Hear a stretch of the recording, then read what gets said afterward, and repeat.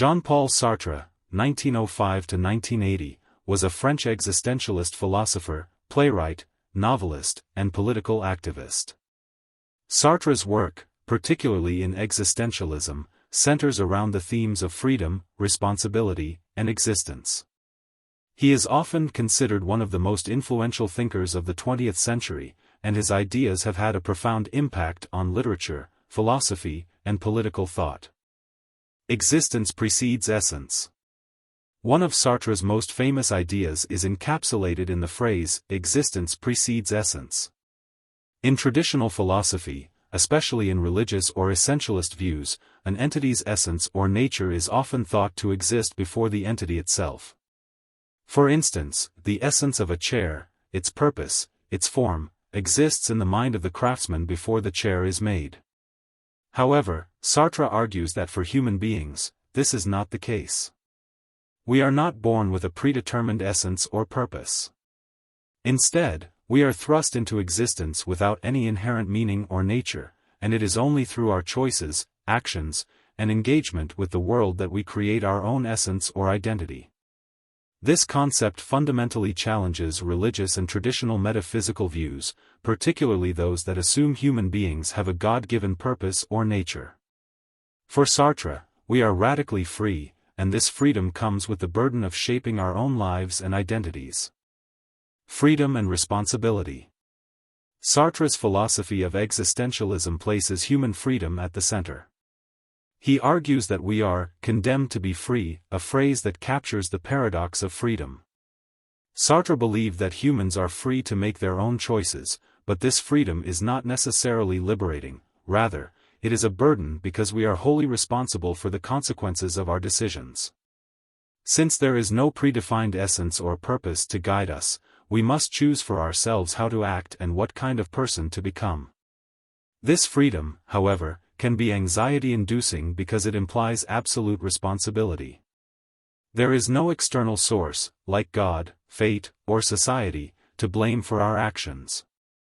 Sartre expresses this existential anxiety through the term anguish, the emotional response to realizing that, in the absence of any higher authority, we are solely accountable for who we are and what we do.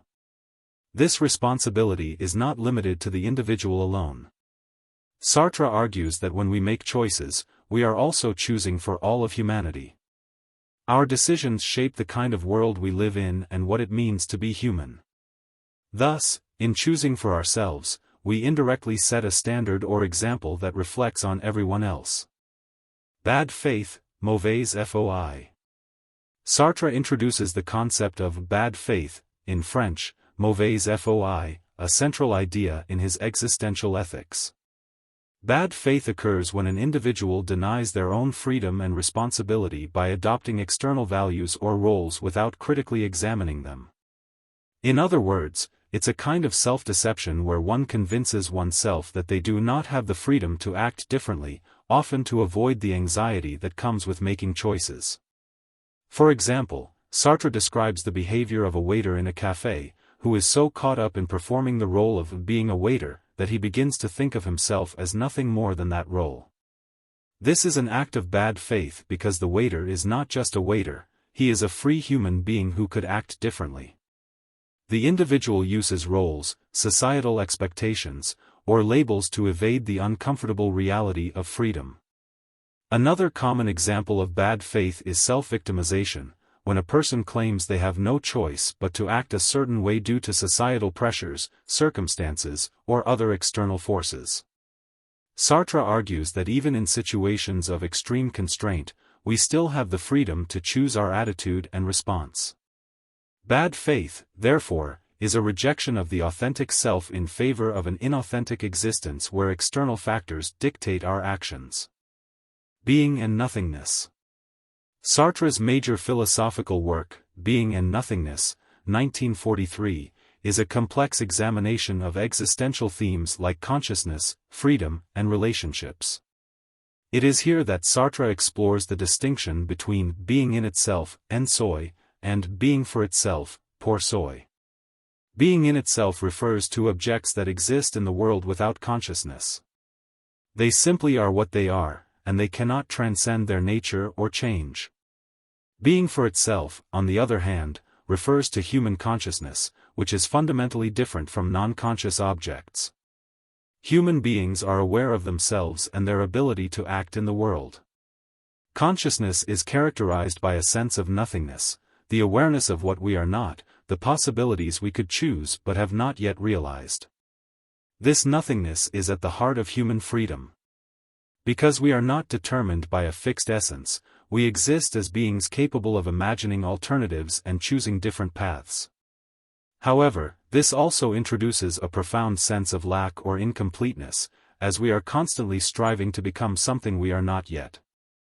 Sartre's exploration of human consciousness suggests that human existence is a perpetual project of self-definition. The look, the gaze of the other. Another important concept in Sartre's work is the look or the gaze of the other. Sartre argues that when we become aware that we are being observed by others, we begin to see ourselves as objects in their eyes. This awareness of being perceived changes our self-understanding and can lead to a loss of our own sense of freedom. In Being and Nothingness, Sartre famously describes this experience by recounting a scenario in which someone is looking through a keyhole, unaware that they themselves are being watched. In that moment, the person is fully engaged in their own project, but as soon as they realize someone else is observing them, they become self-conscious. Their freedom to act is suddenly limited by how they believe the other person sees them.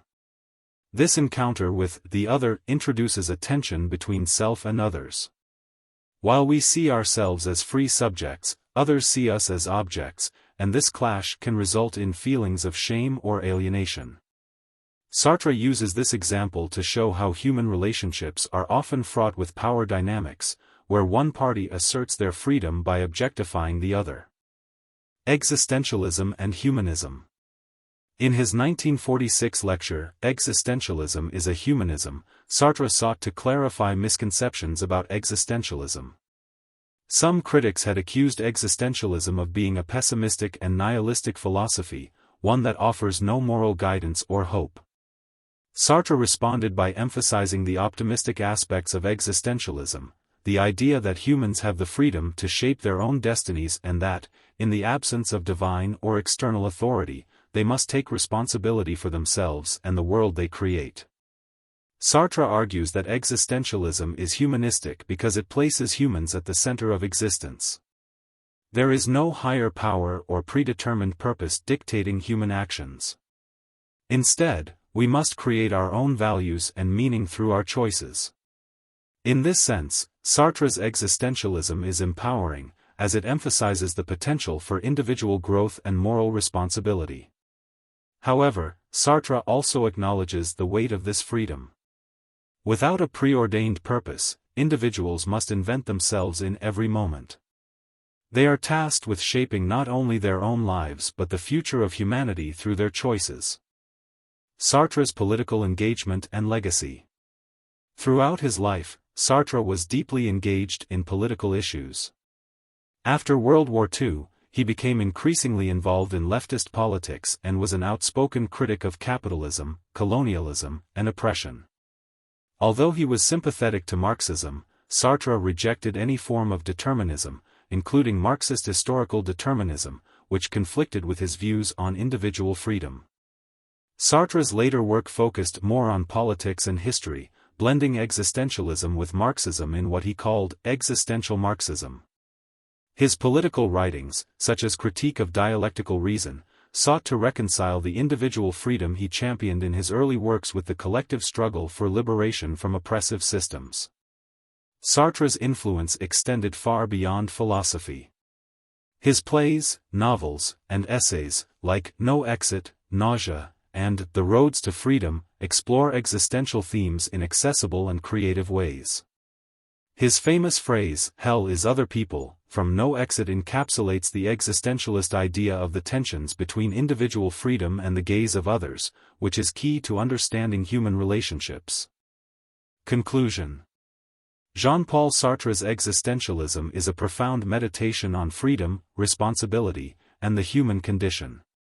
By asserting that existence precedes essence, Sartre placed the burden of creating meaning squarely on the individual. His ideas about freedom, bad faith, and the gaze continue to resonate in philosophical, literary, and political discussions today, challenging us to confront the responsibility of shaping our own lives and the world we live in. Thank you for watching. I hope this deep dive into the life and philosophy of Jean-Paul Sartre helped you better understand existentialism and his key ideas on freedom, responsibility, and human existence. If you found this video insightful, don't forget to like, comment, and consider subscribing for more philosophical content and tech tutorials. Thanks for watching Cyber Theo, and check my links below.